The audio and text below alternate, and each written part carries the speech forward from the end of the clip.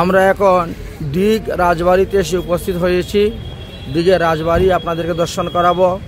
এখানে কুণ্ড আছে, এখানে সমস্ত শ্রী বিগ্রহ আনা হয়েছিল। ঔরঙ্গজেব যখন বৃন্দাবন ধাম আক্রমণ করেছিলেন, বৃন্দাবনের সমস্ত মন্দির এনে মন্দিরের শ্রী বিগ্রহ এনে এই স্থানে রাখা হয়েছিল। এই হলো সেই রাজবাড়ি। আমরা এখন রাজবাড়িতে প্রবেশ করতেছি। রাজবাড়িতে এটি ভরতপুর রাজার রাজবাড়ি ছিল। দিঘের ভরতপুর জেলার অন্তর্ভুক্ত দিঘ। এই রাজবাড়ি রাজা মান সিং, রাজা জয় সিং এই স্থানে অবস্থান করতেন এবং তাদেরকে এই স্থানে এনে সমস্ত বিগ্রহকে রাখা হয়েছিল। সেই স্থানগুলো আপনাদেরকে আমরা দর্শন করাচ্ছি। আমাদের ভক্তগণ সবাই এসে যাও, তোমরা ঢুকো, টিকিট আমি কাটবো, যাও যাও যাও, সিধা যাও, দর্শন করো। দিঘের রাজবাড়ি যাও, আমি আছি।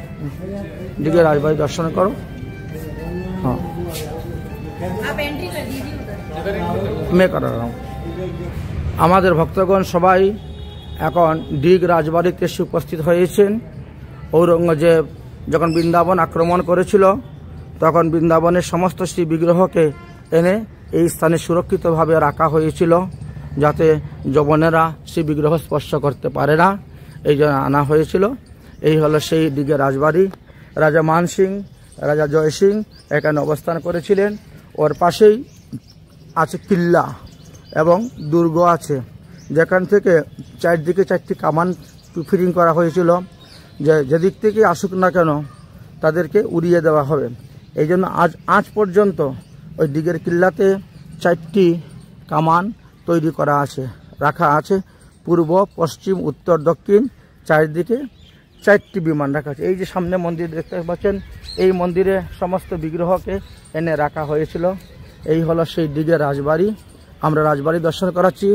এখানে দাপর যুগের সেই হনুমানের শ্রী বিগ্রহ আছে, যে হনুমানের বিগ্রহ ভরত মহাশয় বাটুল মেরেছিলেন এবং আমাদের হনুমানজি অযোধ্যায় নেমেছিলেন। সেই রাজবাড়ি দর্শন করাবো। এখানে এই পুকুরের মধ্যেখানে একটা মন্দির ছিল, যে মন্দিরের ভিতরে সোনার ইট ছিল, সোনার ইট। যখন ইন্দিরা গান্ধী রাজগদিতে বসলেন, তখন এই সমস্ত সোনার ইট নিয়ে গিয়েছিলেন। এইখান থেকে সোনার ইট নিয়েছিলেন। সোনার ইট ছিল এখানে এই মন্দিরের ভিতরে। তো প্রচুর পরিমাণে স্বর্ণ এখানে পাওয়া গেছিল। এই হলো দিঘের রাজবাড়ি। হ্যাঁ, সেই 13 যুগে ভরত মহাশয় যে হনুমানের চরণে তীর মেরেছিলেন, হনুমান আকাশমার্গে পর্বত নিয়ে যাচ্ছিলেন, গন্ধমার্গ পর্বত বিশল্যকরণী, হনুমান যে তীর মেরেছিলেন, সেই বিগ্রহকে আপনাকে দর্শন করাবো। হনুমানের চরণে সেই তীর চিহ্ন আপনারা দর্শন করতে পারবেন। এটি কয়েক হাজার বৎসর পুরানো সেই বিগ্রহকে দর্শন করাবো। এখানে বিশেষ করে প্রসিদ্ধ, এখানে হলো রাজাদের সমস্ত কিছু রাখা আছে। রাজারা যে সমস্ত দ্রব্য ব্যবহার করতেন, সেই সমস্ত দ্রব্য এখানে রাখা আছে। এখানে স্কুল থেকে বিদ্যার্থীরা এসেছেন, বিদ্যার্থীদেরকে নিয়ে সবাইকে দর্শন করাচ্ছেন। হাতের বাম দিকে চলে যাও, ভিতরে প্রবেশ করার দরকার নেই। হাতের বাম দিকে সবাই চলে যাও, সোজা হনুমান মন্দিরে যাও। হনুমান মন্দির দর্শন করার জন্য সেই প্রাচীন হনুমান মন্দির, 13 যুগের সেই হনুমানের সেই বিগ্রহ আপনাদেরকে দর্শন করাবো। এটি হলো দিঘের রাজবাড়ি। আমাদের ভক্তগণ সবাই এবার রাজবাড়িতে এসে উপস্থিত হয়েছেন এবং তারা দর্শন করতে, সবাইকে দর্শন করানো হচ্ছে রাজস্থানের অন্তর্ভুক্ত সেই ভরতপুর জেলার অধীনে সেই হনুমান মন্দির এবং রাজবাড়ি। হাতে ডাইন দিকে গিয়ে ঢুকো, মন্দিরের ভিতরে হনুমান মন্দির দেখেন। এটি বহু বৎসর পুরানো প্রাচীন মন্দির। হ্যাঁ, গোপাল মন্দির 13 যুগের श्री श्री हनुमान जी महाराज दर्शन करुन। गोपाल भवन का दक्षिण दिशा में स्थित इस मंदिर का संस्थापन भरतपुर महाराज सवाई कर्नल ब्रजेंद्र सिंह जी ने द्वारा कराई गई मूर्ति लगभग 4000 साल पुरानो मंदिर होने के नाते ही जिसपे साक्षी गोपाल का प्रतिमा दर्शन करा है। एखाने 5टा चिन्ह आछे हनुमानेर शरीरे। আমি আপনাদেরকে সেই হনুমান মন্দির বাড়াচ্ছি, আপনারা দর্শন করুন। যান, ভিতরে যান, প্রবেশ করুন এবং দর্শন করুন শ্রী হনুমানজিকে। जय हनुमान ज्ञान गुण सागर, जय कपि सतलोक उजागर, राम दूत अतुलित बल धामा, अंजलि पुत्र पवन सुत नामा। ওই যে তীরের ওই যে পায়ের মধ্যে যে কালো দাগটা দেখতে পাচ্ছেন না? হ্যাঁ, ভালো করে দর্শন করো। এই হলো সেই হনুমানের তীরের চিহ্ন দেখতে পাচ্ছেন? হ্যাঁ, এই যে কালো রঙের দাগটা, এই যে, হ্যাঁ, এটি ত্রেতা যুগের এই হনুমান মন্দির দর্শন হইল সব থেকে প্রাচীন দর্শনীয়। আপনারা ধীরে ধীরে চলে আসুন মন্দিরের বাইরে।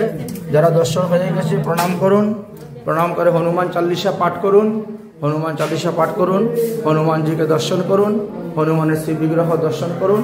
আমাদের ভক্তগণ সবাই একই দর্শন করতেছেন সেই প্রাচীন মূর্তি দর্শন করে। ওই যে মন্দিরে, ওই যে মন্দির দেখতে পাচ্ছেন সামনে, ওই মন্দিরের ছাদের উপরে এক বিরাট বড় পুকুর আছে, ছাদের উপরে পুকুর। হ্যাঁ, এই পুকুরটা হলো 40 ফুট বাই 80 ফুট লম্বা, 40 ফুট বাই 80 ফুট লম্বা এবং 8 ফুট গেরাই পুকুর। হ্যাঁ, ছাদের উপরে পুকুর। হ্যাঁ, হ্যাঁ, যুদ্ধক্ষেত্রের জন্য। ওই যে কিল্লা দেখা যাচ্ছে, যে ওই যে কামান দেখা যাচ্ছে, দেখতে পাচ্ছ?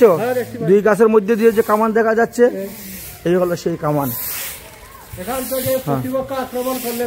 হ্যাঁ, হ্যাঁ, চারিদিকে, হ্যাঁ, চতুর্দিকে 4টা কামান দেওয়া আছে।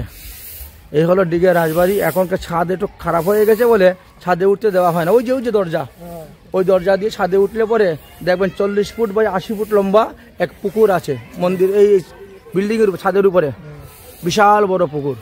ওই পুকুরে রানীরা স্নান করতেন। হ্যাঁ, রানীদের স্নান করার জন্য আসুন। আর এই যে এর নিচে রাস্তা, হ্যাঁ, সুরুং আছে, সুরুঙ্গের রাস্তা আছে। এই রাস্তা দিয়ে ওই কিল্লাতে উঠা যায়। হ্যাঁ, সুরুঙ্গে কিল্লাতে উঠা যায়। দুষ্ট লোকদেরকে আক্রমণ থেকে রক্ষা করার জন্য সমস্ত বিগ্রহ এইখানে এনে রাখা হয়েছিল, স্থাপন করা হয়েছিল। এই হলো সেই দিঘের রাজবাড়ি, অতি পুরাতন রাজবাড়ি। আমরা সেই দিঘের রাজবাড়ি আপনার দর্শন করাচ্ছি। হ্যাঁ, এইটা তো 400 বছর আগের। হ্যাঁ, 400 বছর, 500 বছর হয়ে গেছে। মহাপ্রভু ঔরঙ্গজেবের সময় আসছিলেন। ঔরঙ্গজেব তো আক্রমণ করেছিল বৃন্দাবন, সমস্ত মূর্তি ভেঙে দিবে, মন্দির ভেঙে দিবে।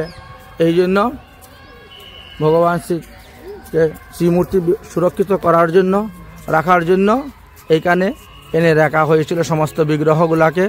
বৃন্দাবন থেকে সমস্ত বিগ্রহ এইখানে এনে রাখা হয়েছিল, স্থাপন করা হয়েছিল। এই হলো সেই দিঘের মন্দির, দিঘের কিল্লা, গোপাল ভবন, গোপাল মন্দির এবং হনুমান মন্দির আপনাদেরকে দর্শন করানো হলো। এবার আপনারা গাড়িতে যান, গিয়ে বসুন। তারপরে আমরা লালাকুণ্ড এবং লক্ষ্মণ মন্দির দর্শন করে সামনে আমরা অগ্রসর হব ধীরে ধীরে। দেরি আছে, ক্রম অনুসারে চলুন।